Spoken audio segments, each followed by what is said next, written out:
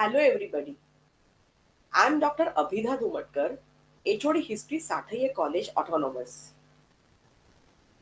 I welcome you all to our History Department and to our Sathai College.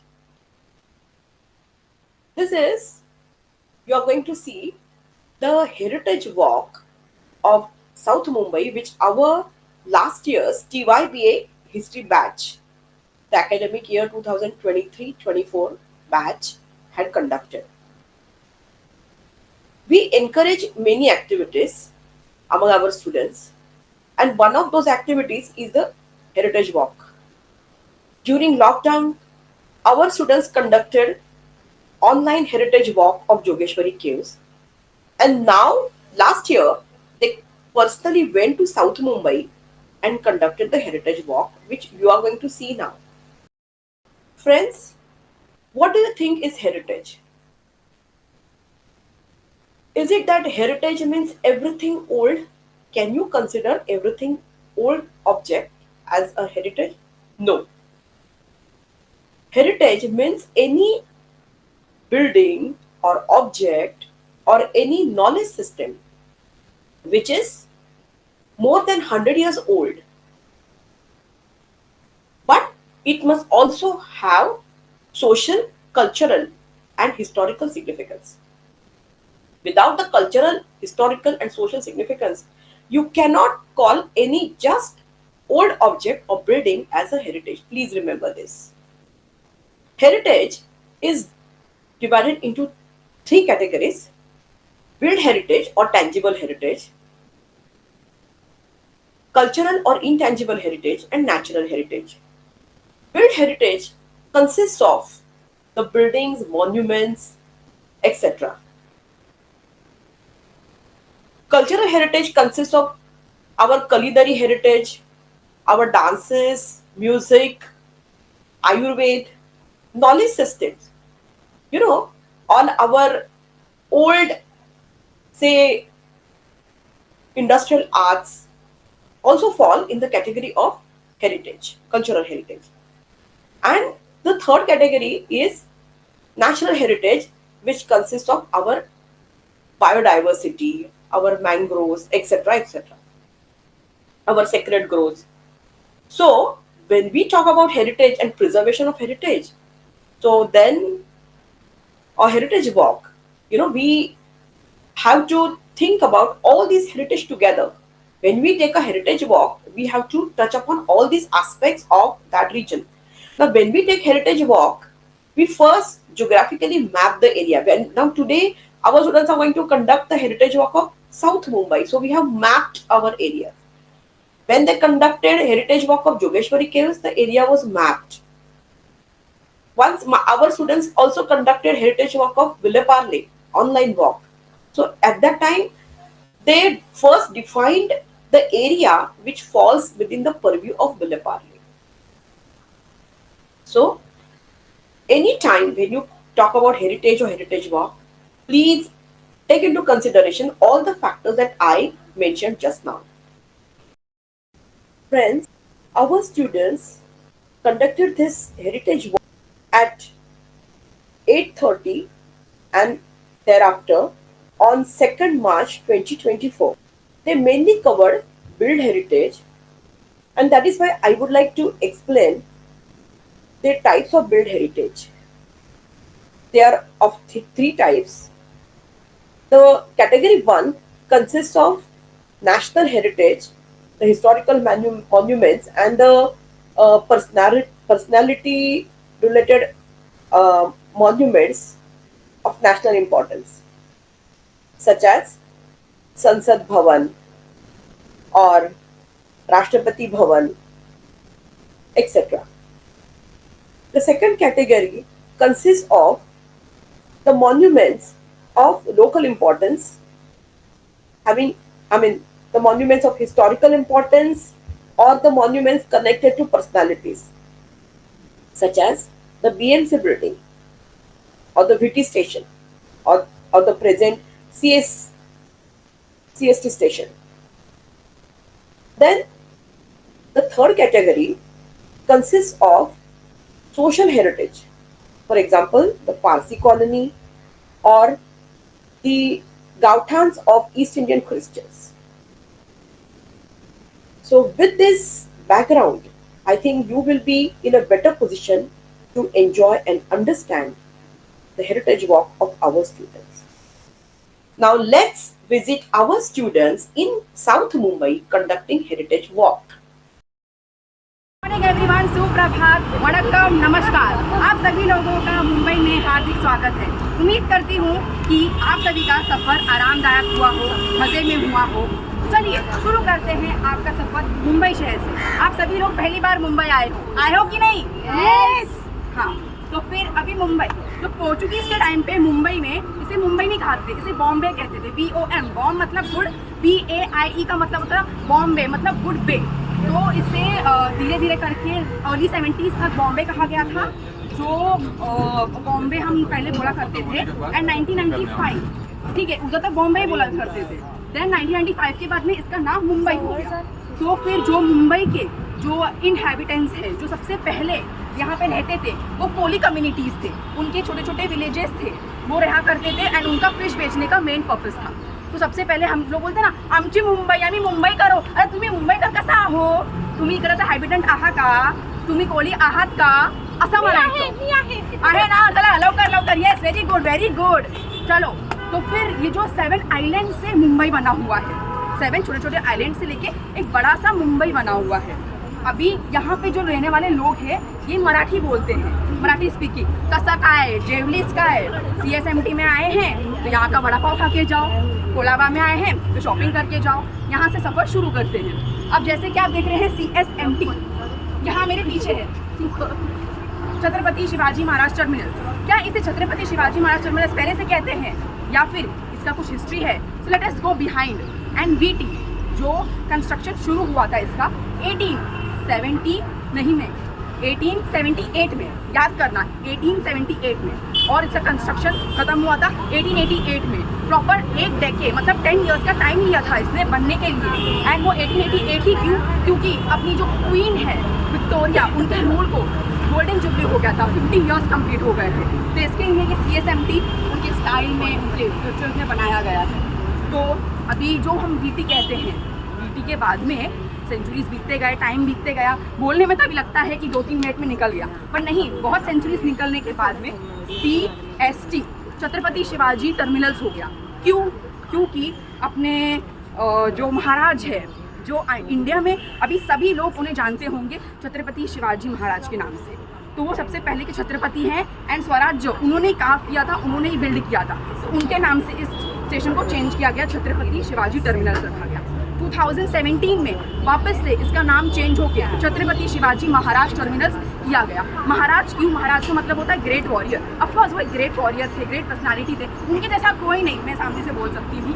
And yes, अब ये CSMT जो देख रहे हैं, जो हेरिटेज है, आज हम इस हेरिटेज को यूज़ करते हैं, अभी भी हम इसे यूज़ करते हैं, आगे भी करते रहेंगे।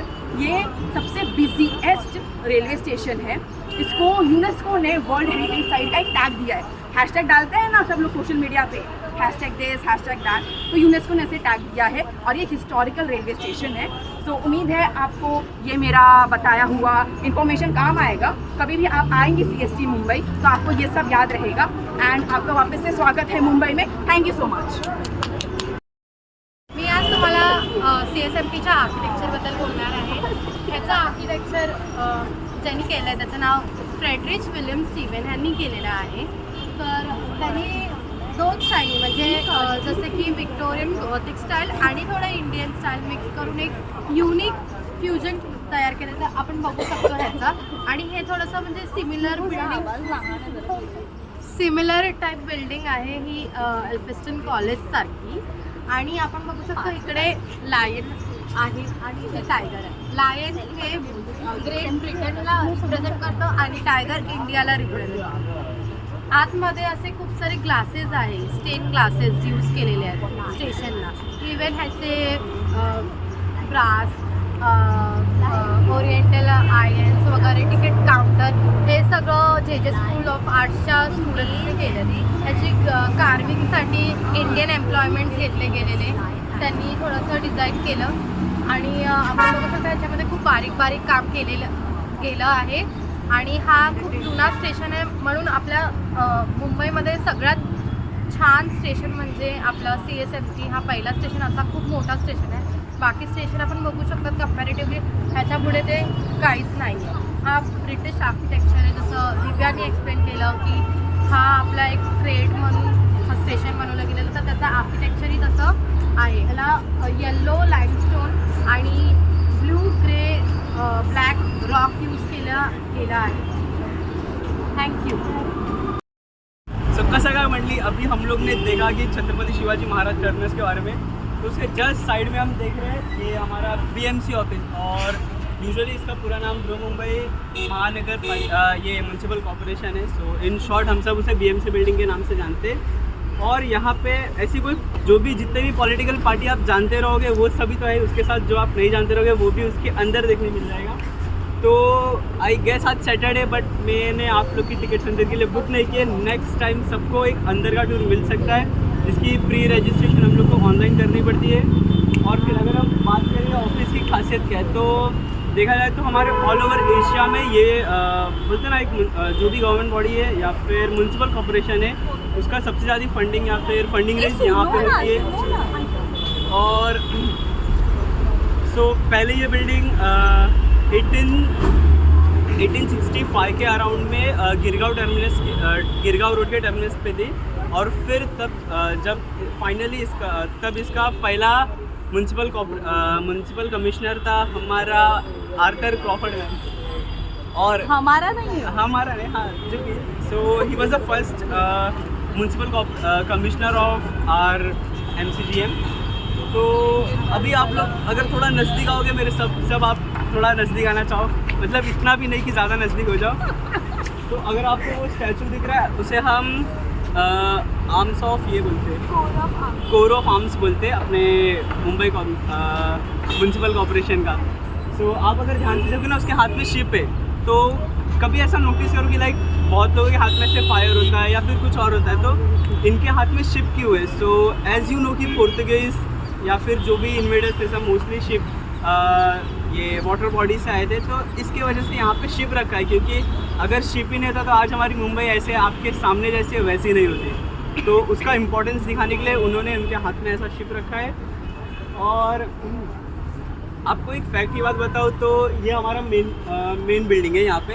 तो इसमें मतलब ऑल ओवर इंडिया में सबसे पहला लिफ्ट ये बिल्डिंग में यूज़ हुआ था. अभी मेन बात आता है पावर जनरेशन का, तो वो टाइम पे इतना सबके पास नॉलेज तो नहीं था, बट हाँ यहाँ पे हाइड्रोलिक पावर को यूज़ करके ये लोग पावर जनरेशन करते थे.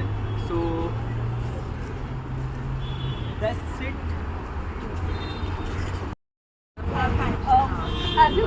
तुम्ही जसं बघू शकता हे बिल्डिंग हे इंडो साल्समिक बिल्डिंग आहे. ह्याचे खूप सारे आपल्याला एक्झाम्पल्स बघायला भेटतात. ह्या बिल्डिंगचे सेम स्ट्रक्चर सेम डिझाईन आपल्याला CSMT म्युन्सिपल कॉर्पोरेशन, मग मुंबई युनिव्हर्सिटी ह्या इथं पण सेम आर्किटेक्चर डिझाईन यूज केले गेले. ह्या BMC ऑफिससाठी 2 डिझाईन त्यांनी डिसाईड केलेलं. One was Gothic architecture and second was Indo Saracenic. But एंडमध्ये द डिसिजन वॉज की त्यांनी mixture of Indo Saracenic and Gothic आर्किटेक्चरचं घेतलेलं. इंडो साल्समिक काय असतं आर्किटेक्चर ॲज अ ह्याच्यात आपल्याला हिंदू व मुस्लिम आर्किटेक्चर ह्यांचा इन्फ्लुएन्स बघायला भेटतं. ते आपण नोटीस करू शकतो. हे बिल्डिंग आपण जसं बघितलं V शेपमध्ये आहे, ज्याचं क्रिएशन V शेपमध्ये. आणि वरती आपल्याला डोम्स बघायला भेटतात, which is mostly found in Muslim architecture. की त्यांच्या मॉस्क ह्याच्यावर आपल्याला डोम स्ट्रक्चर बघायला भेटतं. आपल्याला ते वरचा डोम दिसत आहे, तिथं गेस करू शकता काय असेल त्याच्या आतमध्ये. एनिवन कॅन गेस त्या डोमच्या आतमध्ये काय आहे सगळ्यात मोठा? नो, तिथं पाण्याचा टँक आहे, water tank. Can you tell me का तिथं पाणीचा टँक ठेवला असेल त्यांनी, लाईक वरतीच का? आपल्याला जसं माहिती आहे की मोस्टली जेव्हा फायर लागते, या बिल्डिंगमध्ये आग लागते, तेव्हा आपण खालून पाणी मारण्यापेक्षा, फायर एक्सटिंग्विश करण्यापेक्षा एक आपण वरून पाणी टाकलं तर लवकर आग हे होऊ शकतं. तर त्यासाठी त्यांनी वरती टँक्स लावलेले आहेत. ते आपल्याला त्या टायमासाठी खूप मॉडर्न आर्किटेक्चर या खूप मॉडर्न माइंडसेट बघायला भेटतं.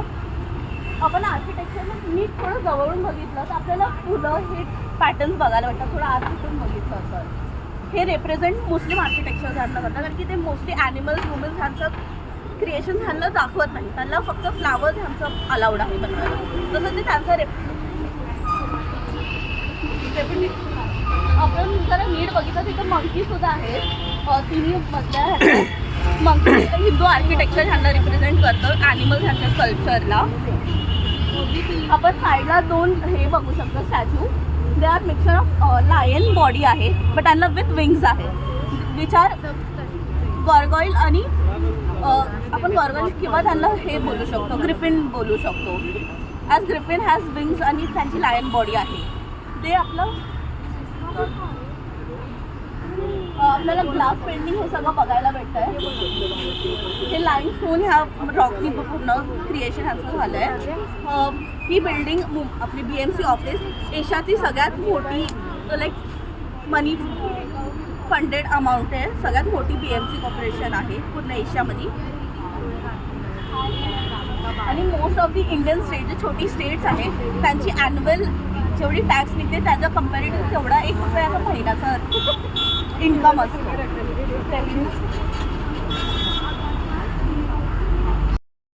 Good morning everybody. तो हमारा नेक्स्ट स्टॉप है सेंट थॉमस कैथेड्रल चर्च. ये चर्च 300 साल पुराना है, ठीक है. ये मुंबई का सबसे ओल्डेस्ट चर्च है जो 300 साल तक पुराना है. It was build in 1887, although it was resurrected before in 1667.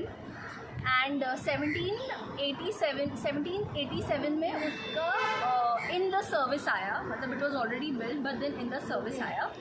It was incarnated in the name of saint Thomas कार. He was the bishop. He was the first bishop जिसने क्रिश्चियनिटी इंडिया में लाया. इसी के तो यही मेन ये church के कारण ही हमारा जो चर्च गेट स्टेशन है आज, उसी ये चर्च के कारण आज चर्च गेट स्टेशन का नाम चर्च गेट है, क्योंकि हमारी जो स्ट्रीट है, जो लेन वहाँ से जाती है वो स्ट्रीट क्रॉस करके, इसीलिए हमारा जो स्टेशन है अभी भी उसे चर्च गेट स्टेशन कहते हैं. ये चर्च का आर्किटेक्चर है वो बेसिकली नियोलिथिक आर्किटेक्चर स्टाइल है उसका, एंड रिवाइवल गॉथिक स्टाइल भी है. बहुत सारे एडिशंस किए गए हैं ये चर्च के कमिंग 4 ईयर्स में. लाइक उसको फाइनल स्ट्रक्चर आप जो देख रहे हैं वो आने टाइम बहुत चेंजेस हुए गए थे, बहुत एडप्ट हुए गए थे. इसका जो ये बेल टावर है वो अबाव सी लेवल बनाया गया था थोड़े टाइम बाद. और ये there are many more memorial incarnations carved over here, उनके नाम भी बहुत ज़्यादा है. ऑल्सो यहाँ चर्च के अंदर 2 चेयर्स फ्रंट रो में प्रिजर्व की गई है. वो 2 chairs king George the 5th और क्वीन मैरी के लिए प्रिजर्व की गई है. एंड और भी बहुत कुछ है जो मेरी पार्टनर वेदिका आपको बताएगी. जैसे कि अभी बताया गया है इस बारे में, ये चर्च 300 साल पुराना है ही, बट मैं अभी एक यूनिक बात बताऊँ कि ये यहाँ का 0 पॉइंट है. लाइक यहाँ से ही शुरुआत होती है लाइक मुंबई का मेजरमेंट करना. सेंटर पॉइंट है ये. एंड जैसे कि देखा जाता है इसका आर्किटेक्चर, यहाँ का जो फॉन्ट है यहाँ सामने बहुत सुंदर है. फाउंटेन है जो, एंड यहाँ की जो ऊपर क्रॉस का साइन है उसको और ज़्यादा प्रीशियस बनाता है, बिकॉज वहाँ पे जो डिज़ाइन वगैरह है ma'am, it's a Gothic architecture style. That's why यहाँ की जो 4 स्टेप मैम, यहाँ पे जो 4 फॉन्ट की जो साइड में 4 जो पिलर्स है वो बहुत सिम्बोलाइज्ड है. एक सेंट थॉमस, जब यहाँ पे उनके नाम की वजह से इसको नाम पड़ा है. Saint Thomas is basically saint is like उन्होंने ही यहाँ पे चर्च लाइक ये church establish, he is the founder of the church. और यहाँ पे अंदर यहाँ पे अंदर है ना लाइक जो पास आउट जिन्होंने डोनेशंस वगैरह दी है वो डोनेशंस की कार्नेशंस भी है मैम. जहाँ बैठने के लिए जो टेबल्स है वहाँ पे फर्स्ट 2 ये है चेयर है क्वीन एंड किंग के लिए. जब first time king and queen India में आए थे just to visit the India, and उस टाइम पे उन्होंने विजिट किया था ये चर्च को, और उनके लिए स्पेसिफिकली ये 2 सीट्स रिजर्व है वहाँ मदर टेरेसा भी यहाँ पे आई थी, उनके लिए भी ये प्रिजर्व है। मदर टेरेसा की चेयर के ऊपर वहाँ पे चेयर जो 3 है वहाँ पे से golden steel plate like golden plate पे वहाँ पे उनका कार्व किया हुआ है। वहाँ पे दिखा लाइक फर्स्ट लाइक आए थे मदर टेरेसा, उनका वहाँ पे है। Hello guys, so now we are here at the Flora Fountain. It is one of the most iconic monuments of Mumbai. As you can see, it's been shot in many movies. You've probably seen this before. So a little bit about the history of Flora Fountain. It was first opened in 18 November 1869. It was supposed to be put in the Victoria Gardens, which are now known as Veer Jijamata Udyan in Bhaikara. But instead it was put here. There's a reason why this site was chosen. When the British built a fortification around the island of Bombay, which was known as Fort George, they built it in 1769. But the fort had 3 main gates: the Apollo Gate, the Bazaar Gate, and the Church Gate. The reason why Church Gate was called that, it is because it was closest to the St. Thomas Church. It is now known as St. Thomas Cathedral. And this exact spot is where the church gate used to be. The fort was demolished in 1862 and the fountain was put here in 1869. The fountain, it was the total cost used for building the fountain was 47,000, and out of which 20,000 were given to were charity by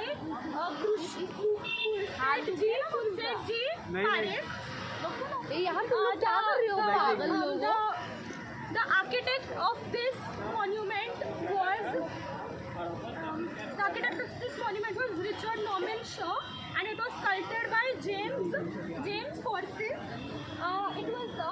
It is sculpted using Portland. It is imported Portland marble. It was sculpted using Portland marble, and a white paint was a coat of white paint was used later on. About the architecture, at the top of the fountain is goddess Flora. She's a Roman goddess of flowers and spring. She's facing the Hutatma Smarak. This place was known as Flora Fountain until 1960, when the Hutatma Smarak was built to commemorate the people who lost their lives during the Sanyukta Maharashtra movement. So the goddess Flora is facing the Hutatma Smarak. Then at the bottom we have 4 other female figures. They each represent flowers, cereals, industries, and fruits.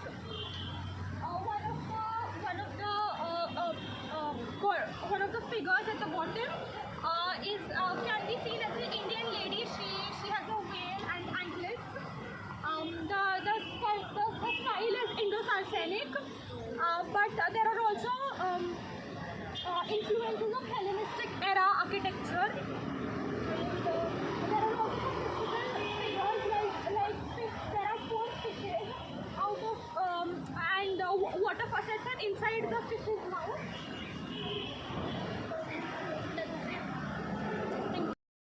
सो अभी हम लोग का next side है David Sassoon library. तो David Sassoon library ना one of the oldest library है मुंबई, और ये यूनेस्को वर्ल्ड हेरिटेज साइट है। और कैसा है ना कि ये जो लाइब्रेरी है ये क्या प्रोवाइड करता है, क्वाइट स्पेस फॉर रिसर्चर्स के लिए, स्कॉलर्स के लिए, सिविल एस्पिरेंट्स के लिए। अभी आप लोग के मन में ये आता रहेगा कि डेविड ससून कौन है, मतलब क्या है इसका हिस्ट्री, तो ये हमें मनीषा बताएंगे। डेव्हिड ससून हा एक ज्यूइश कम्युनिटीपासून बिलॉंग करत होता, आणि त्यांनी त्याचा जन्म बगदाडमध्ये झाला होता, आणि त्यांनी तिकडनं त्यांना हलवलं गेलं होतं दाऊदने त्यांचा खूप छळ केला होता, म्हणून त्यांना मायग्रेट व्हायला लागलं, त्यांना मुंबईमध्ये स्थलांतर व्हायला लागलं, आणि त्यांनी मुंबईमध्ये येऊन खूप अचीवमेंट लायब्ररी जी ही आता ससून लायब्ररी आहे, पहिलं ते एक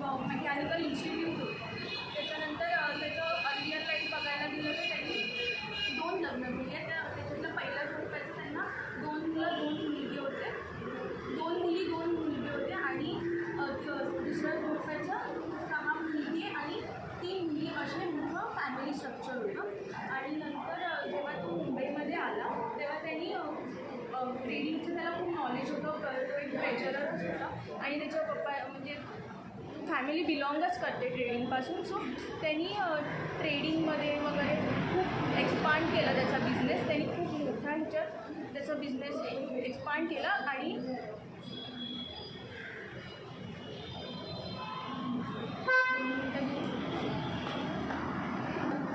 आता त्यांनी कॉटनचा इम्पोर्ट आणि एक्सपोर्ट करायला सुरुवात केली. तर त्यांनी त्याच्या ब्रिटिश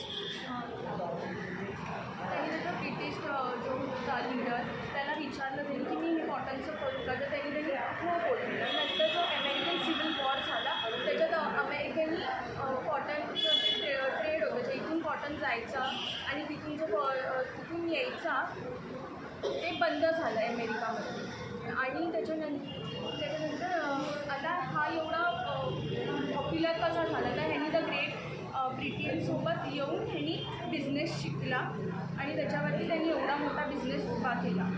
आणि त्यांनी नंतर चॅरिटेबल फंड्स पण रेज केले हॉस्पिटलसाठी आणि एज्युकेशनलसाठी इन्स्टिट्यूशनसाठी. त्याचे खूप सारे वेरियस साईट्स पण आहेत. पुण्यामध्ये आहे आणि मुंबईमध्ये पण आहे आणि मुंबईला ह्याचा खूप मोठा इकॉनॉमिकली खूप मोठा बेनिफिट झाला.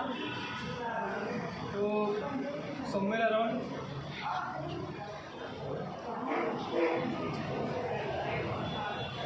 तो समवेयर अराउंड 1860s के आसपास क्या हो गया था कि जो गॉस्ट है ना सेंट जॉर्ज के, उसको तोड़ के जो लैंड थी ना उसका ऑक्शन कर दिया गया था. तो अपना जो डेविड ससन था वो एक जीविश बैंकर था, बराबर. तो कैसा था ना कि उसके पास इतना जो मतलब कैपिटल था कि वो पीस ऑफ लैंड को वो खरीद सके. तो क्या हो गया कि उसने वो लैंड को बाय कर लिया और उधर उसने क्या किया एक ससन मैकेनिकल इंस्टीट्यूट बनाया. और कैसा था कि उसका जो आर्किटेक्ट था वो कौन था, जे कैम्पबेल एंड जी गॉस्लिया, ये दोनों आर्किटेक्ट थे. और उसका अगर बोलेंगे तो टोटल एस्टिमेट कॉस्ट अगर बोलेंगे तो 1.25 लाख इसका टोटल एस्टिमेट कॉस्ट था, जिसमें से डेविड ससन ने 60,000 डोनेट किया था और बाकी का गवर्नमेंट ऑफ बॉम्बे प्रेसिडेंसी ने डोनेट किया था. तो उसके बाद में क्या हो जाता है कि टाइम बाय टाइम ये लाइब्रेरी डिटोरिएट हो जाता है, बराबर. तो कैसा था ना कि इसका मतलब टेम्परेरी रेनोवेशन वगैरह होता था, रिपेयर होता था ये.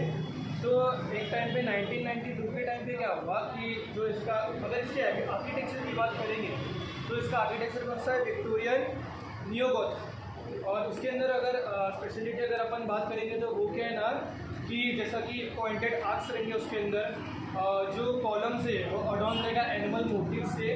जो उसके जो सीलिंग्स वगैरह है इसके अंदर बर्मा टीक वुड का यूज़ किया गया है. और मोस्टली क्या होता है कि इसके अंदर ज़्यादा करके मोस्टली यूज़ वुड का ही किया गया है. और जो मतलब स्टेन ग्लास अपने विंडोज़ इसके अंदर, तो कैसा था कि टाइम बाय टाइम डिटोरिएट हो रहा था. तो 1992 के आसपास क्या हुआ कि जो उसका स्लोपिंग रूफ था उसको हटा के उन लोग ने उसकी जगह पे रेनफोर्स सीमेंट स्लैब लगा दिया.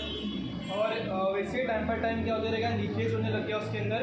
तो उन लोग ने क्या डिसाइड किया कि टेम्परेरी रेनोवेट करने से अच्छा हम लोग इसको परमानेंट रिस्टोरेशन में डाल दें. तो कैसा था कि अभी रिसेंटली रेनोवेट हुआ है, 3 जून को लास्ट ईयर ओपन हुआ था. तो रेनोवेशन 16 मंथ्स का था.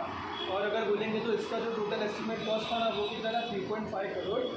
इसके अंदर मतलब बहुत सारे ऑर्गेनाइजेशन थे, जैसा JW फाउंडेशन हो गया, SKCI फाउंडेशन हो गए और जैसा MK Tata trust Kala Ghoda association. तो इन लोग ने रिस्टोरेशन में क्या किया कि इन लोग ने जैसा कि जो सीमेंट स्लैब था उसको वापस रिप्लेस करके ओरिजिनल स्लूपिंग रूफ में ला दिया.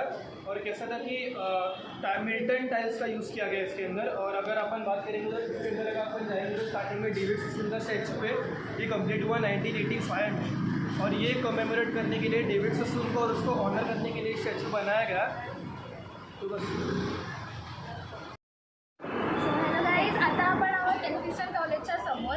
एल्फिस्टन कॉलेज हे मुंबईतलं सगळ्यात ओल्डेस्ट पण सेकंड ओल्डेस्ट कॉलेज आहे. सगळ्यात पहिलं म्हणजे विल्सन कॉलेज हे पोर्तुगीज पिरियडमध्ये बांधलेलं आणि त्याच्यानंतर हे एल्फिस्टन कॉलेज जे माउंट स्टुअर्ट एल्फिस्टन ह्यांचं नाव त्यांना दिलेलं आहे. त्यांनी खूप सारे काम केलं आपल्या मुंबई डेव्हलपमेंटचं. तर त्याच्याबद्दलच आता आपल्याला टेक्निक सांगेल की ते कोण होते, त्यांनी काय काय केलं. Mount Stuart Elphinstone Bombay presidency के ये गवर्नर थे. उन्होंने मतलब कॉलेज को स्टार्ट किया और उनका मतलब वो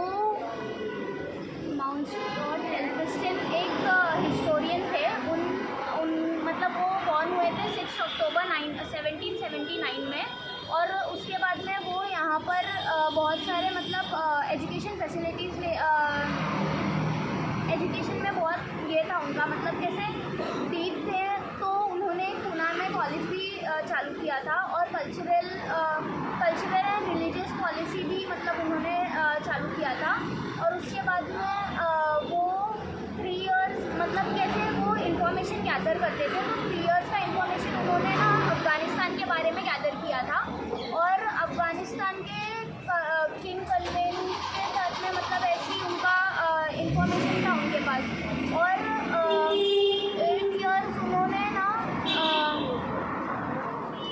8 इयर्स समथिंग, हाँ 8 इयर्स ऑलमोस्ट 8 इयर्स का वो मराठा डिसोसिएशन में भी थे, मतलब ऐसे कि वो ब्रिटिश थे, हाँ ब्रिटिश थे, तो वो मराठा डिसइंटीग्रेशन में भी 8 इयर्स का उनका ये था, मतलब 8 इयर्स उन्होंने दिया था और वो कैसे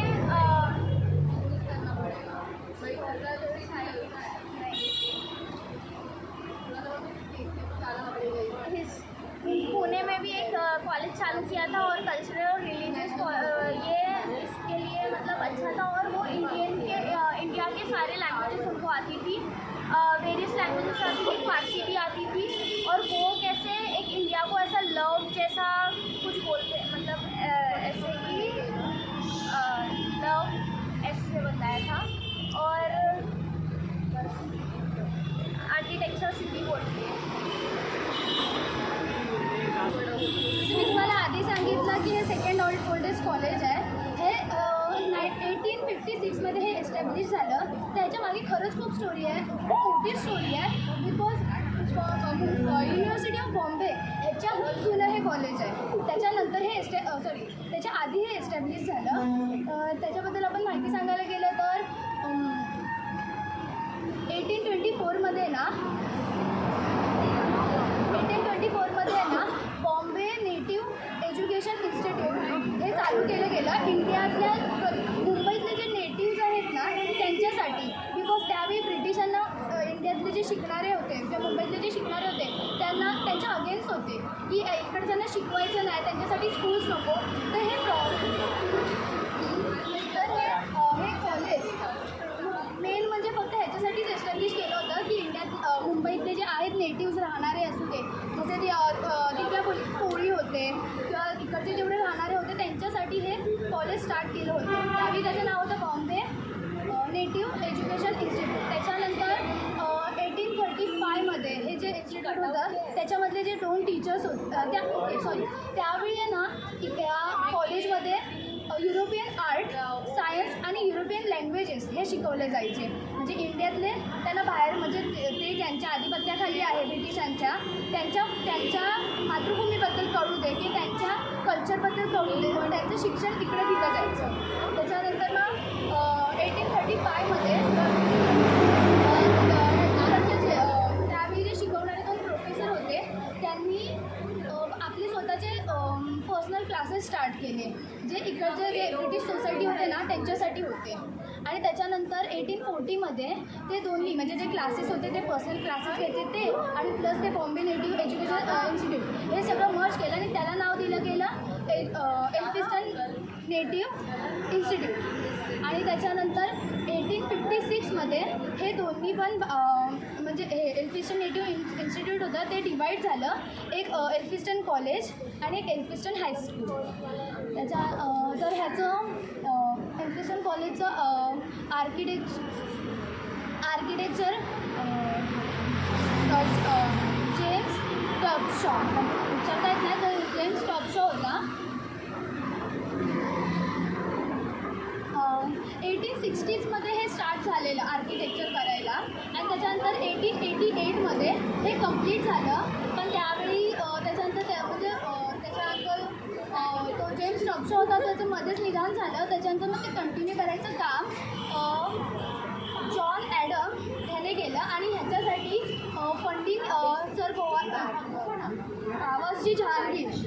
कावसजी जहांगीर यांनी ह्याच्यासाठी फंडिंग दिलेलं. ह्याच्यातले म्हणजे ह्या कॉलेजमध्ये खरंच खूप मोठी मोठी माणसं शिकून गेलेली आहेत.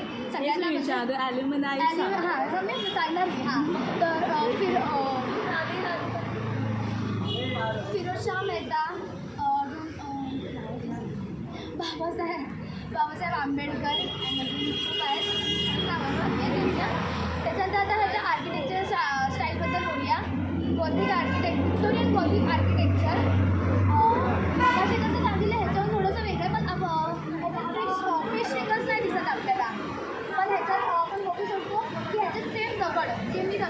चांगले 3 टाईपची दगडं यूज केली जातात.